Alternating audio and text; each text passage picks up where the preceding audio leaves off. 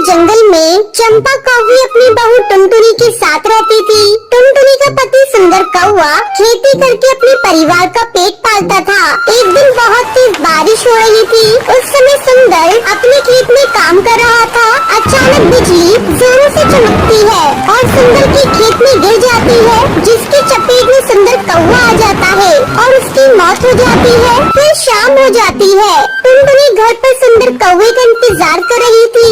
माँ जी, पिंकी के पापा अभी नहीं आए। बहुत देर हो गई है। मेरा तो जी घबरा रहा है और ये बारिश के रुकने का नाम नहीं ले रही है। तू ज्यादा सोच मत बहू, मैं अभी जाकर देखती हूँ कि सुंदर बेटा कहाँ रह गया। चंपा कौवी अपनी बेटी को देखने खेत पर जाती है। वहाँ सुंदर कौवे को मरा हुआ देखकर वो जोर जोर से रोने लगती है। हे भगवान, ये तूने क्या कर दिया? एक ही तो घर में कमाने वाला था, तूने उसे भी अपने पास बुला लिया। अब मेरे बहू और पोती का कौन पेट पालेगा?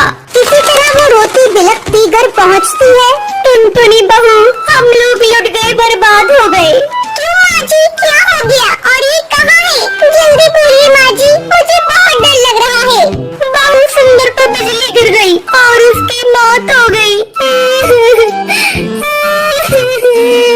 इतना सुनते ही टुनटुनी बेहोश हो जाती है। थोड़ी देर बाद बड़ी मुश्किल से टुनटुनी को होश आता है।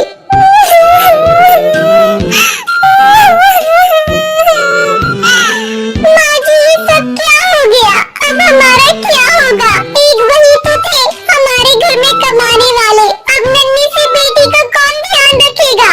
इस तरह कई दिन गुजर जाते हैं। टुनटुनी की हालत चंपा कौवी से देखी नहीं जा रही थी। वो टुनटुनी को समझाने लगती है।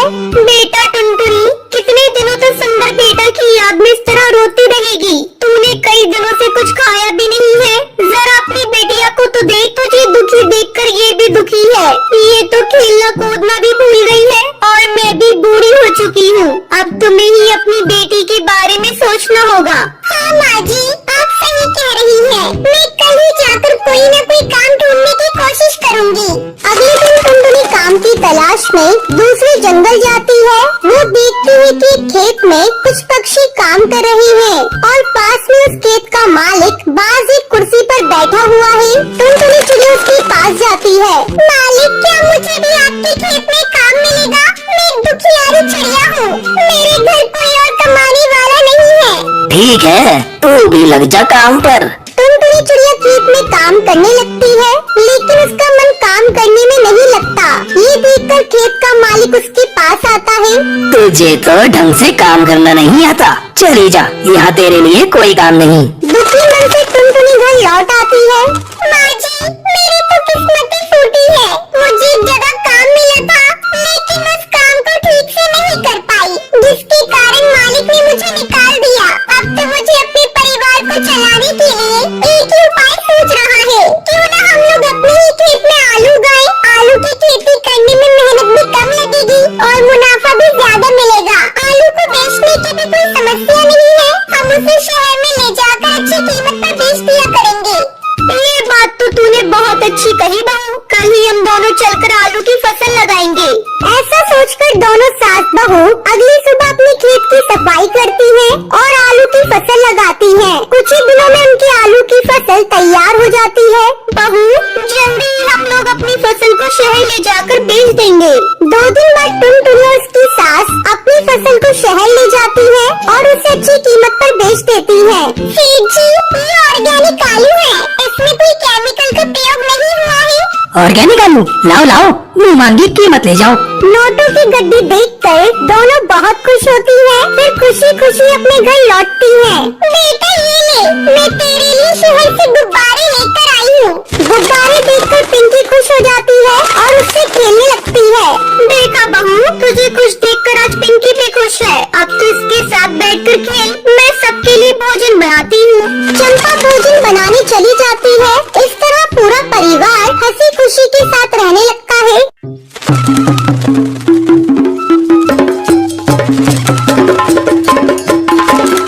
टुनटुनी और मोंटू कबूतर की कल ही नई शादी हुई थी। एक दिन मोंटू कबूतर की माँ अपने बेटे और टुनटुनी से कहती है, बेटा तू टुनटुनी को लेकर हनीमून पर चला जा। मैंने तुम दोनों की शिमला शिमला की टिकट बुक कर दी है।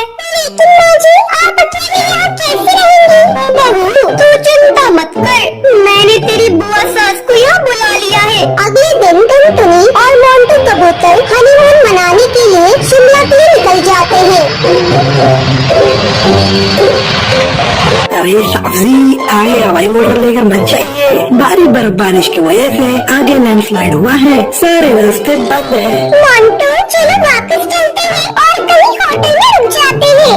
टुनटुनी और मोंटू वापस जाने लगते हैं, तभी एक तेज हवा का झोंका आता है और मोंटू का हवाई मोटर एक पेड़ से टकरा जाता है। इस हादसे में मोंटू की मौत हो जाती है और टुनटुनी घायल हो जाती है। जब टुनटुनी को होश आता है तब वो देखती है वो एक हॉस्पिटल में है।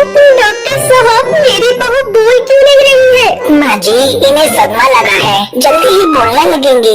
कुछ दिनों के बाद मोंटू की माँ टुनटुनी को घर लेकर आती है। घर आकर टुनटुनी की बुआ सास, भाभी आपको अभी भी समझ नहीं आया? आपकी बहू अपशगुनी है, आते ही इसने अपने पति को खा लिया।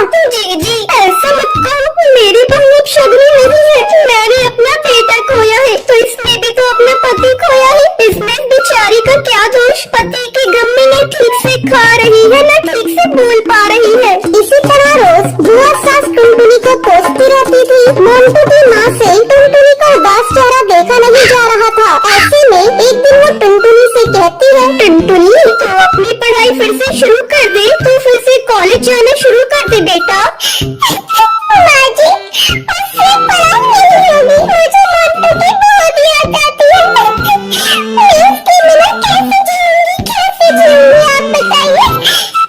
मेरी बच्ची, होली को कौन टाल सकता है? मैं तुम्हारे साथ हूँ, मैं कल ही तुम्हारा एडमिशन कॉलेज में करा दूंगी। भाभी, तुम पागल हो गई हो क्या? वृद्धा बहू को कॉलेज भेज रही हो? अब तो इसे भगवान का भजन कीर्तन करना चाहिए, ना कि पढ़ाई।